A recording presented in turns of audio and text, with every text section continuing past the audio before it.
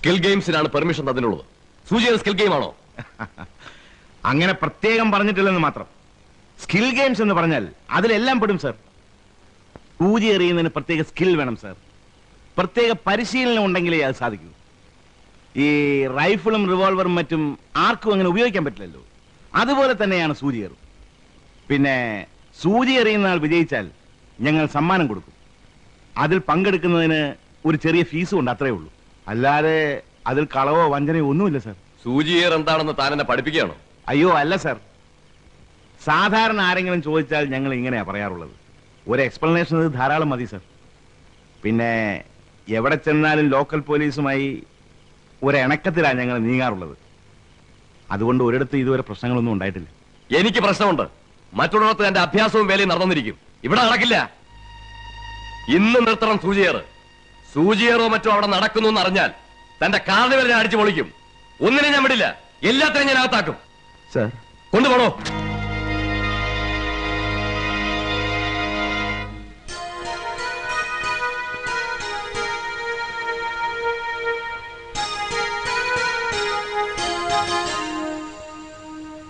ഇനിയിപ്പോ എന്ത് ചെയ്യും ജെയിംസേ? ആകെ പ്രശ്നമായല്ലോ. എന്തായി? സാർ എന്ത് പറഞ്ഞു? ഒരു രക്ഷയില്ല. അടുക്കുന്നില്ലല്ലോ സാറേ. ഇനി എന്ത് ചെയ്യും? നിങ്ങൾ പറയേണ്ടതുപോലെ പറഞ്ഞോ? പറഞ്ഞു. എന്നിട്ട് രക്ഷയില്ല. സൂചിയർ ഗാംബ്ലിംഗ് ആണെന്ന്. ഇവിടുന്ന് 15 കിലോമീറ്റർ ദൂരം സർക്കാർ ജീപ്പിൽ പോയി നേരം പുലരുവോളം കാശ് വെച്ച് കളിക്കുന്ന ആള് തന്നെ ഇത് പറയണം. എന്നിട്ടെന്താ? ഇന്ന് എന്നെ നിർത്തണമെന്നാ പറഞ്ഞിരിക്കുന്നത്. അപ്പൊ നിർത്തിയേക്ക്. അയ്യോ സാറേ, ലക്ഷങ്ങൾ മുടക്കിയിരിക്കുക. റേഷൻ വാങ്ങാൻ വകയില്ലാത്ത ഇവിടുത്തെ പാവങ്ങളെ തന്റെ മുതൽ മുടക്കും ലാഭവും തിരിച്ചു തരണം എന്ന് പറയുന്നത് കുറച്ച് കടന്ന കയ്യാണ്ടോ? അങ്ങനെ പറയരുത് സാറേ. കുറെ കുടുംബങ്ങൾ ഇതുകൊണ്ട് ജീവിക്കുന്നതാ. അയാൾ സമ്മതിച്ചാൽ സൂചി എറിയെ തലവുത്തേക്ക് എന്ത് വേണേ ചെയ്തു. ഓഫീസർമാര് പറയുന്ന പോലെ പ്രവർത്തിച്ചിരുന്നെങ്കിൽ ഈ നാട് എന്നേ നന്നായേനെ. ജെയിംസേ, നമ്മൾ എന്തെങ്കിലും ചെയ്തേ പറ്റൂ. ഇവിടുത്തെ ലോക്കൽ ആളല്ലേ ഭരതൻ, അയാളെ ഒന്ന് വിട്ടാലോ? അയാൾ പറഞ്ഞാൽ കുറെ കേൾക്കും. ഇവിടെ മുച്ചീട്ടും കളിച്ചോണ്ട് നടന്ന പാർട്ടിയല്ലേ. നടക്കുന്ന കാര്യമല്ലുണ്ടോ പറമ്പായി. ഒരു കാര്യം ചെയ്യേ, വായിപ്പിക്കോ, ഞാൻ ശരിയായിക്കൊള്ളാം.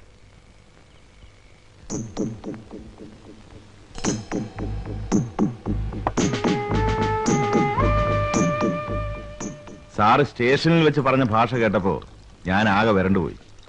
എല്ലാം കൂടെ വലിച്ചു പറിച്ച് ഓടേണ്ടി വരുമെന്നാ കരുതിയത്. അത് പോലീസ് മുറയിലൊന്ന് വരട്ടിയതല്ലേ. പിന്നെ ജെയിംസ് പറഞ്ഞപ്പോഴല്ലേ കാര്യം പിടികിട്ടത്. ഞാൻ വരട്ടെ? ശരി സാർ, കൂടെ കൂടെ വരണം. വരാം.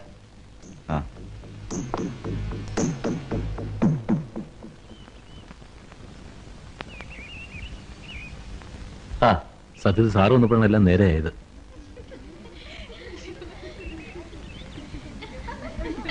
ഞാൻ വരട്ടെ? ഞാനിങ്ങോട്ട് താമസം മാറ്റിയാലോ എന്ന് ആലോചിക്കുക. എന്താ സാർ? കണ്ടില്ലേ, മുഴുവൻ പിഞ്ചുകളല്ലേ. കാര്യമൊക്കെ ഞാൻ ഏറ്റു. ഈ മുച്ചിട്ടെന്താ അവിടെ കറങ്ങി നടക്കുന്നത്? അവനിപ്പോ എവിടെയാ ജോലി?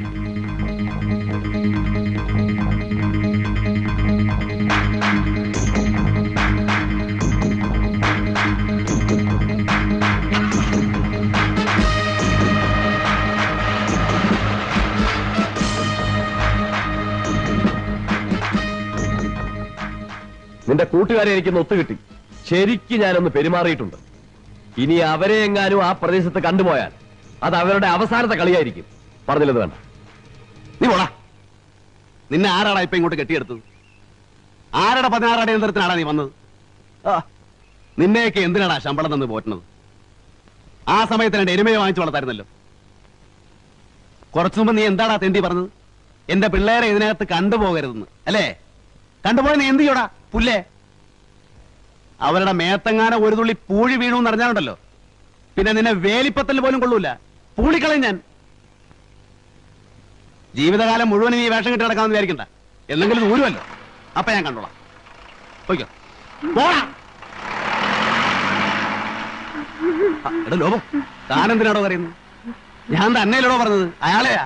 അത് ശരി, അതാ ഞാൻ ഓർക്കുന്നത്. ഈ പാവം പിടിച്ച് എന്തിനാ സാറ് വഴക്ക് പറഞ്ഞു.